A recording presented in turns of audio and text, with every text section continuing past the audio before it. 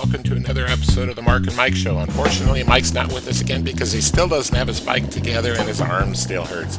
So today we're riding with Jason and a bunch of his buddies.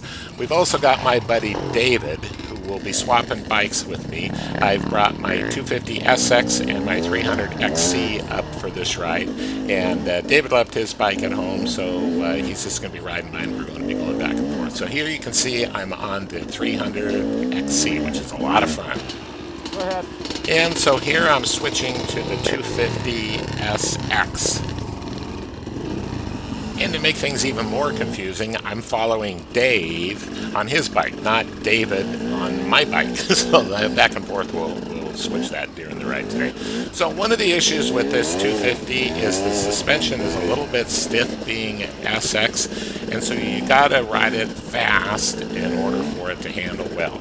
And it's kind of hard sometimes to make that transition between where it's fast enough to feel good, but not too fast enough to feel good. And but once you get this bike up to speed, the suspension is just amazing. It really runs well up in these trails. So you can see it was a little bit muddy and a little slippery just because of the rain. So obviously I'm kicking it here, so I'm on the 250. And you can see Dave is in the red, David is in the blue there. So we're going to follow David, and he's on my 350 SX, and it's kind of or XC, confusing. So anyhow, look, we're kind of riding through a cloud up here. It's just beautiful. I mean, not to mention fun riding. It was just the weather kind of made it a fun ride as well. So unfortunately, though, in a little bit, we're going to have an issue with my new 300 XC. Kind of a bummer, but it's a good thing it happened the way it happened. So this trail right here is a trail that they just opened up for the poker run. You can see that in Jason's poker run video. Do you think I'll be able to get up? Do you think I'll get traction with this going up? I think you should be okay. Okay, all right. Because this just spins the wheel so easy. And this 250 being an SX, it's got a pretty explosive power band on it. Put a flywheel weight on it, which helps, and it's got a Rekluse, but it can still have some issues. So that's David ahead of me on my 300, and then ahead of him are Jason and his two buddies, who are much better riders than us. And if you listen, you can hear what sounds like a chainsaw. That's two strokes trying to get up the hill.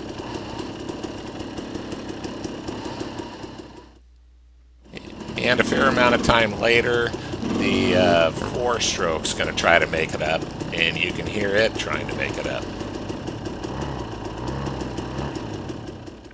And a while later, everybody's still trying to get up. And a little while later, we're starting to get a little bit worried because they're a much better rider than us. And if they can't get up, I don't know how the heck we're going to get up.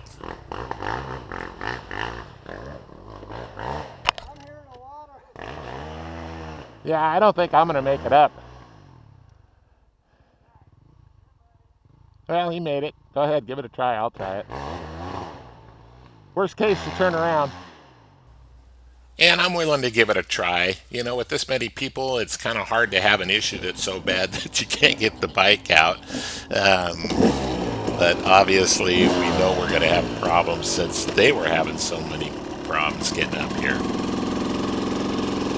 So I didn't think I'd pull up all the way so I could have a run at the hill. But after sitting here for a little bit, I thought, you know, I got to get this on video. So then I thought I better not worry so much about getting up the hill, because it'd be nice to get it on video. And of course, remember, the GoPro flattens everything out. This is much steeper than it looks. It isn't that steep, but it is a lot steeper than it looks. And of course, there's a root that is slippery that David just can't get up the road. So he backed up, got another run at it here, and it always helps to get a run at it. So he made it over the root. But it looks like he's getting stuck on that second root up there. I don't think we were meant to go back up it. Well, I'll give it a try. So as I mentioned earlier, we're going to have a problem with the 300, and I think this is where it started. One of the known issues with KTMs, these two-strokes, is the inner clutch cover. The gasket fails and either oil leaks out or antifreeze. I had it fail on my 250 and I replaced it right after I got it. It was leaking oil. I've been told that you should just replace them, and I didn't. And so if you look close, you can see a little bit of white smoke coming out of the front of the 300, and I think the gasket is starting to fail right here. And when I saw a little white smoke coming out, but I figured it was just coming out of the radiator. I figured it was just heating up a little bit from being on this hill here, but unfortunately we realized later that it actually blew the seal. And the bike didn't totally seize up, so I have a feeling it'll be okay. Haven't fixed it yet, but hope to have it fixed in a week or so. And you can see David just cannot get up that route. It is so frustrating when that happens.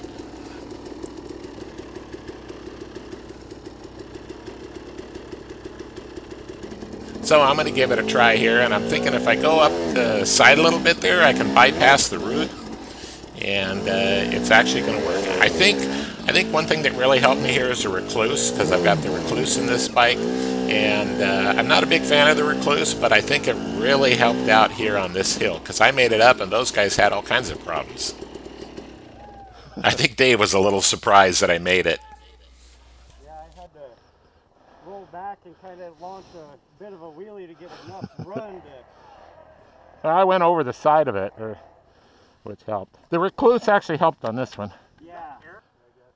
Actually, I'm surprised how easy it was on this bike. I thought it would be harder.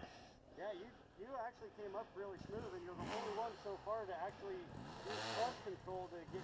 That's because of the Rekluse. Oh. Yeah, I cheated. Yeah. Yeah, you were just giving it throttle. And you can see Dave thought I was expert on the clutch there, but it was just the Rekluse. And, you know, I've complained about the Rekluse in the past, but there's an example of where it works really well. So you can see I'm following David on my bike here on the 300, and it's not spewing any smoke. So I think although it may have blown the gasket back there, I don't think it was leaking fluid. I think it started leaking fluid a little bit later in the ride here. So luckily I don't think we did any damage. So here I am following Dave, not David. And when I get a little closer up here, if you look at his body position, he has got the perfect stance. I think that's one of the reasons he's such a good rider. He's got that attack position all the time. You know, he moves forward when he needs to. He uses counterbalancing when he needs to, and he rides like that all day. I mean, he is a really good rider. I need to ride with him more because it'll help me. So here I am once again.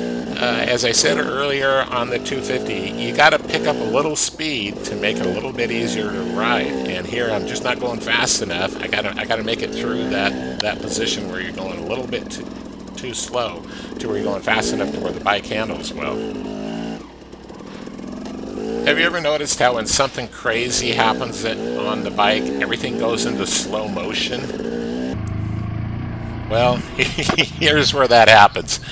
And I don't know what happened there, but I got some whiskey throttle and it flipped from one side of the trail to the other. And, you know, it felt like it took a number of seconds, but in real life it was super slow. But something happened because I pulled something and I was really sore. You can hear when I get off the bike here, I'm not feeling very well. So after this, I decided to ride back to the truck and let David kind of do some trails under 300. Unfortunately, as he was heading to some of those trails, they noticed that it was bogging a little bit, and that's when I realized that it had lost its fluid and that there was an issue. So haven't fixed it yet, but hope to have it fixed soon. So anyhow, thanks for watching.